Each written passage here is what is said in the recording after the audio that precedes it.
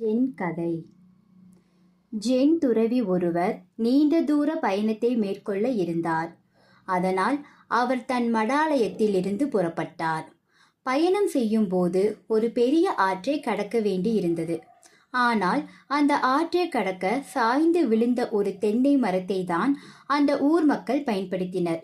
இந்த மரத்தில் ஒருவர் மட்டுமே செல்ல முடியும். அத்தகைய குறுகலான மரம் அது.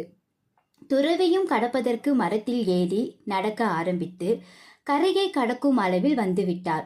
அப்போது மறுகரையில் இருந்து ஒருவன் ஆற்றை கடக்க ஏறி வந்தான். அவன் மிகவும் கோபக்காரன், யாரையும் மதிக்காதவன்.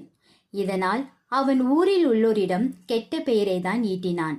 ஆனால் அவனிடம் துறவி அன்புடன், தம்பி, எனக்கு சிறிது வழி விடுங்கள், நான் இந்த ஆற்றை கடக்க இன்னும் சிறிது தூரம்தான் உள்ளது, கொஞ்சம் வழி விட்டால் நன்றாக இருக்கும் என்று கேட்டார். அதற்கு அவன், முட்டாள்களுக்கு வழிவிடும் பழக்கம் எனக்கு இல்லை என்று ஆணவத்தோடு கூறினான். ஆனால் பெரியவர் எதுவும் பேசாமல் திரும்பிச் சென்றார். பின் அவன், எதற்கு எனக்கு வழிவிட்டீர்கள் என்று கேலியாக கேட்டான். துறவி அதற்கு, முட்டாள்களுக்கு வழிவிடும் பழக்கம் எனக்கு உண்டு என்று கூறி மறுபடியும் நடக்க ஆரம்பித்தார். ஆணவத்திற்கு எப்போதும் ஒரு நாள் திரும்ப கிடைக்கும்போது செமையாய் கிடைக்கும். இந்த வீடியோ உங்களுக்கு பிடிச்சிருக்கா? அப்போ நம்ம சேனலை மறக்காமல் ஷேர் பண்ணுங்கள், லைக் பண்ணுங்கள், சப்ஸ்கிரைப் பண்ணுங்கள்.